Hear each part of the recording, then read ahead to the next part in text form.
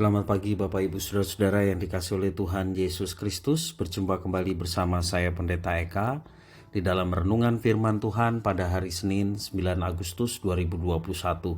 Sukacita dan damai sejahtera dari Tuhan Yesus Kristus kiranya menyertai Bapak Ibu Saudara sekalian.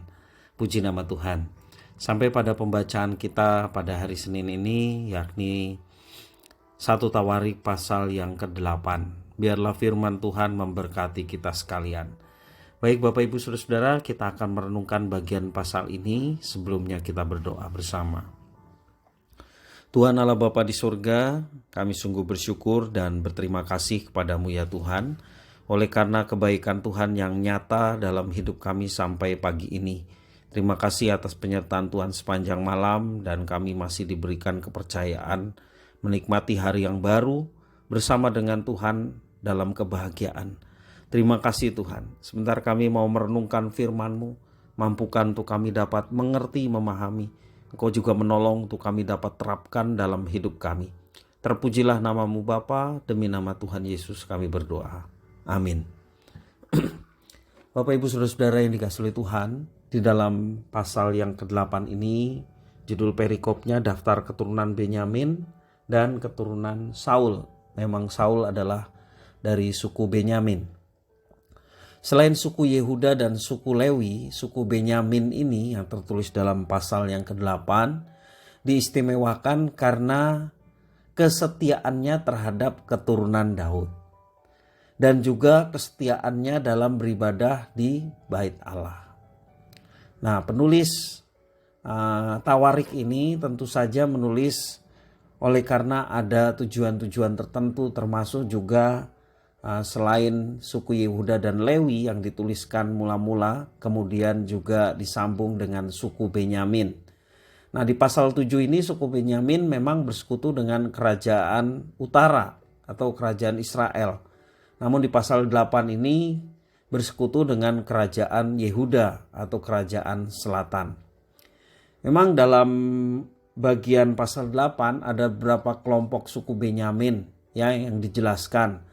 Ada yang tinggal di Geba ya, mulai silsilah dari Benyamin ayat yang pertama. Ada juga yang menyoroti Saharaim ya ayat 8. Ya, beberapa lokasi muncul di sini. Saharaim ini tinggal di Moab. Ya, ini suku Benyamin ayat yang ke-8. Dan banyak lagi yang lainnya. Ya, kalau kita perhatikan di dalam pasal 8 ini. Ada juga yang tinggal di Yerusalem. Ya, kalau kita perhatikan ayat 14 sampai yang ke-8 dijelaskan mereka tinggal di Yerusalem, ya. Nah, kalimat itulah para kepala puak bisa mencakup semua nama seperti yang tertulis dalam ayat 14 dan 27, ya. Namun kalau kita perhatikan di pasal 9 hanya nama Yeroham yang muncul ya di pasal 9 besok pembacaan kita. Dengan demikian kemungkinan hanya nama-nama dalam ayat yang ke-26-27 yang dimaksud sebagai para kepala puak. Sebagian dari suku Benyamin telah kembali dari Yerusalem dan mereka diharapkan memiliki peran besar dalam pemulihan umat Allah karena mereka leluhurnya tinggal di Yerusalem. Ya, Yerusalem tentu saja pusat dari peribadatan Israel. Jadi penulis Tawarik mengharapkan kembalinya dari pembuangan bahwa suku Benyamin ini memiliki peranan yang baik untuk peribadatan. Ya. Nah, sehubungan dengan Yerusalem ini juga kalau kita perhatikan bahwa selain suku Benyamin yang banyak di tempat ini, kalau kita perhatikan juga disebutkan Yonatan ya. Yonatan siapa Bapak Ibu Saudara-saudara?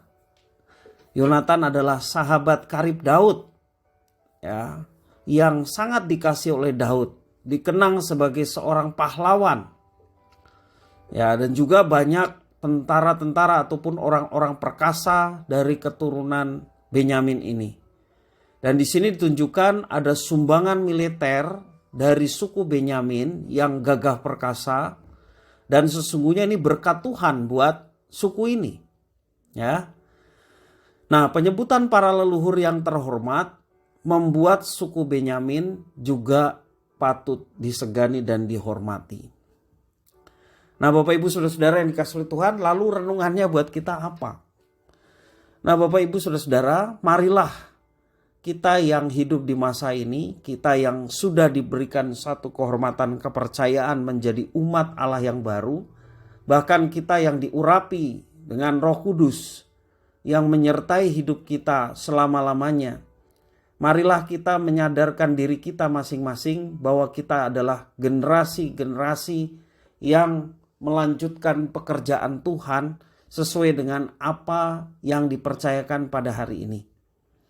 Generasi kini akan berdampak sangat besar kepada generasi-generasi selanjutnya, generasi anak kita, generasi cucu kita.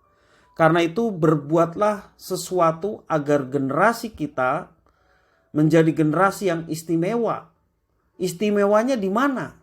Istimewanya adalah kesetiaan yang mutlak, percaya kepada Yesus dan mengabdikan diri kepada Yesus.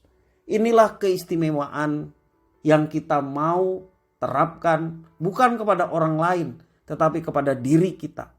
Supaya kita memunculkan generasi-generasi selanjutnya yang hidup takut akan Tuhan, yang setia kepada Tuhan, diawali oleh generasi yang ada sekarang. Kita sebagai orang tua, kita sebagai sesepuh mau setia kepada Tuhan dan beribadah kepada Tuhan. Maka jadikanlah anak cucu kita juga kelak boleh mengenang kita sebagai orang tua yang senantiasa mengingatkan anaknya untuk hidup sesuai dengan ajaran firman Tuhan, untuk setia kepada Tuhan dan gerejanya. Nah, Bapak Ibu Saudara-saudara, masa depan keluarga kita, masa depan generasi selanjutnya sangat-sangat dipengaruhi oleh generasi yang ada sekarang ini. Ya. Karena itu mari kita terapkan apa yang diajarkan firman Tuhan. Jadilah pembuat sejarah, history maker, bukan trouble maker ya. Tetapi jadikanlah diri kita history maker, bukan pencitraan, bukan ingin dikenang dan menjadi terkenal, bukan. Tetapi penerapan firman Tuhan, kesetiaan kepada Tuhan dan gereja Tuhan, itulah yang kita mau terapkan dalam diri kita, sehingga kita berdoa generasi-generasi selanjutnya menjadi generasi-generasi yang setia kepada Tuhan. Biarlah firman Tuhan ini boleh menjadi berkat bagi kita sekalian. Mari kita berdoa bersama. Tuhan Allah Bapa di surga, terima kasih atas firman-Mu. Mampukan untuk kami dapat memahami, mengerti apa yang Engkau maksudkan. Dan kami bersyukur kalau Tuhan telah memilih kami menjadi generasi umat pilihan Allah yang baru. Kami mohon Engkau yang memberikan kemampuan pada kami untuk kami mengingat akan hakikat yang Tuhan berikan pada kami, sehingga kami dapat menerapkannya dalam hidup kami, bertanggung jawab atas pilihan yang Tuhan berikan dan khususkan kepada kami semua, sehingga hidup kami sungguh bermanfaat, baik bagi kemuliaan Tuhan, kerajaan Tuhan, demikian bagi diri kami untuk setia kepada Tuhan, dan juga bermanfaat bagi orang lain, sehingga orang lain, baik keluarga maupun orang di sekitar kami, mereka pun turut dalam kebahagiaan bersama dengan Tuhan. Terima kasih ya Tuhan, terpujilah nama-Mu atas firman Tuhan. Doa ucapan syukur, firman Tuhan kami haturkan di dalam Yesus Kristus, Tuhan kekasih jiwa kami. Haleluya. Amin.